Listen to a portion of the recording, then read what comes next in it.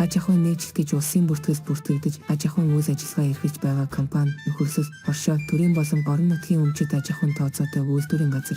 Тэдгээртэй адилдах орлогын албан татвар төлөх үүрэг бүхий хуулийн этгээдийн эрхгүй этгээд болон үндсэн үйл ажиллагаанд ашигын бус боловч бараа борлуулах, ажил гүйцэтгэх, үйлчлэгээ үзүүлж орлого олсон дотоод гадаадын хуулийн этгээдийг хийлнэ. Гадаад валютын ханшийн зөрүүгийн бодит ашиг алдагдас гэж гадаад валют худалдан авах болон гадаад валютаар илэрхийлэгдсэн авлага, өгсгийн тооцоог барагдуулах ажил, гүйлгээнээс үүссэн ханшийн зөрүүгийн ашиг алдагдлыг хийлнэ. Ёслол хүндэтгэлийн арга хэмжээний зардал гэж аж ахуйн үйл ажиллагааны хүрээнд бизнесийн харилцаа шинээр тогтоох, хамтын ажиллагааг үргэлжлүүлэх зорилгоор зочид төлөөлөгчдийг хүлээн авахд зарцуулсан тээврийн зардал, хүлээн авалт, зочид буудалд, зоогийн газрын зардал болон орчуулагчийн хөлсийг хийлнэ.